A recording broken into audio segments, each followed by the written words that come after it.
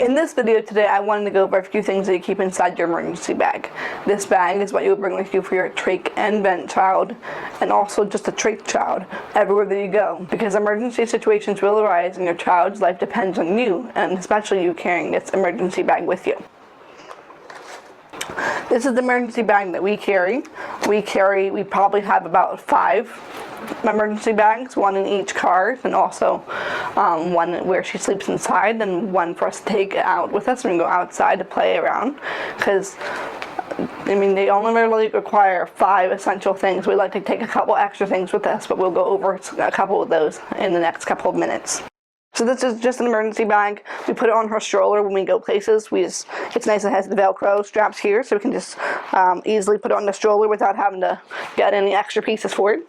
Now it is loose, it's very open, but that's also very nice because it's just easy to grab, easy to see things, but you just have to be careful when you put it into things that stuff does not fall out. Now, the most important things to carry inside the emergency bag, they're all important, so every piece is very important, so never go anywhere without any of them. Check your emergency bag before you go to places to make sure you have everything you need. You want to bring with you the child's trach size that they have currently in their neck. Now this trach size, they have to match a couple other things as well, but this is most important, is you just want to match 4 things, but we will not go over that today. We'll go over that in a different video about what are the qualities we want to have in the trach when we carry it with us. But I will tell you the size, for instance. This one is a 4.0. So Emma brings with her a 4.0 trach size, and this is the size that she wears on her neck. Now, say this one isn't working. Perhaps she's inflamed, and we cannot no longer put this trach inside of Emma's neck because she's so inflamed. This is why we also carry with us it's a little bit smaller. This is a 3.5 trach size. So it will still fit into her neck, but it's just a little bit smaller. We want to carry this one with us as well. So if the regular size one does not fit in it, we have the smaller one that we can put into her neck. I also like to carry with us, and what we are taught, is when you want to carry some water in a syringe that will go into her balloon. Because Emma's trach is cuffed, it means that she has to have water inside of her cuff to be able to fully use her trach, because she relies so much on the vent. You cannot have any of that pressure going out through her mouth. So we want to carry sterile water with us in a syringe to put into her trach if she needs more, or say we pull, the trach comes out and we lose all the water. We got to have enough water to put into her trach. We also want to carry an empty syringe, so a syringe with sterile water, and a syringe with no water at all, because this allows us to either pull the water out of her cuff if need be. We don't have like a limit of how far we can go because of how much water we already have inside the syringe, because these syringes are not that big, and we want to make sure that we have enough room to pull out all the air or water that's inside their cuff when there's an emergency.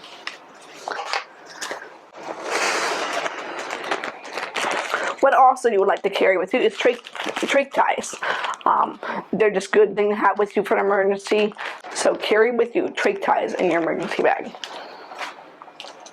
So we went over trach, and the size smaller trach, a syringe with water, a syringe without water, and trach ties. I would also recommend you carry scissors with you. You don't ever know when you need them to cut the trach ties if you can't get them off. But if emergency situation, you can also use it to cut the balloon off if your child has a cuffed trach. But in that instance, if it's that bad, just rip the balloon off and get that kid's trach out of them so you can help them out. We've gone over 4 things on what to bring with you. This is the 5th one. This is a self-inflating bag. This is for your child's trach.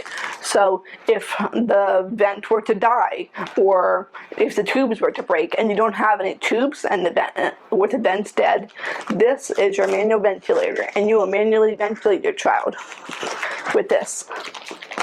And there's also a tube if your child receives oxygen, so it's connected to oxygen, and you'll be their ventilator.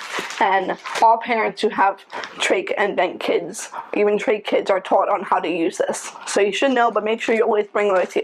For those of you who are just watching because you would like to know what it's like to have a trach and vent kid, this is always important to bring. And even for normal people, It usually comes with an adapter like this. This is a child adapter. You put this on here and you can use it on a person without a trach, and you use it for CPR. What I like to bring with me when I go extra places is extra tubes. Now, because Emma is a fully dependent vent child, some people who are watching this video, your child might just need a trach, and that's wonderful. But my child, she is a fully dependent vent child. So without her vent, she will die. So that's why we have the self-inflating bag, and that's why it's so important for Emma. We have gone somewhere before, and Emma's tubes broke. And because we had no spare tubes, we had to use Emma's self-inflating bag the whole time. We had to be her ventilator the whole time until we could get back home and get our tubes back. So, because of that instance, I would recommend anyone who has a trach and vent child, or if your child's temporarily off if your child's kind of like 50-50 on the vent, I would always carry an extra set of tubes.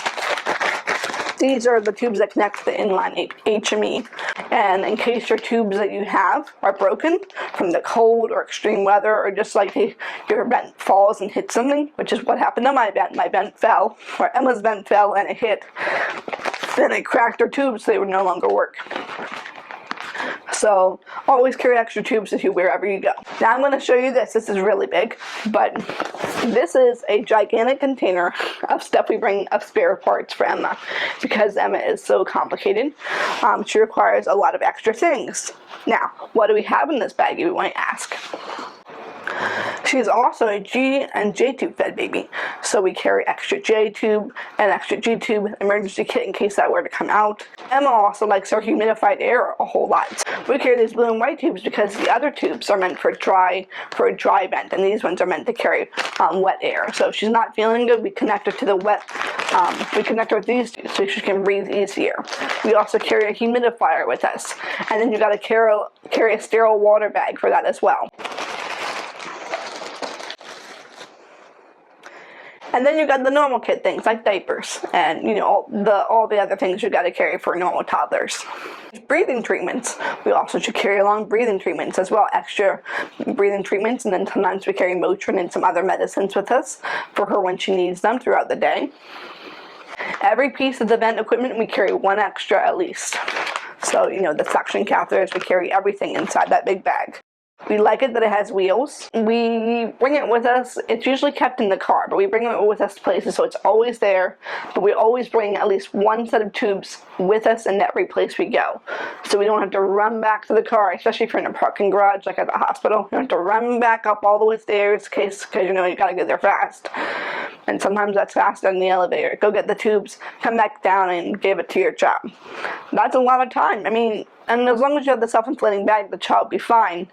But some parents are nervous about using the self-inflating bag. It's a big thing, being the ventilator for your child. You can feel your child's lung as you take each breath, and it's definitely, you won't get used to it. So I hope that this video helped you. Please leave a question if you have a question on how I can help. If you would like to know some good suggestions for some emergency bags, I will leave some links down below, and also some bags with wheels. But I hope this video is helpful to you. Thank you.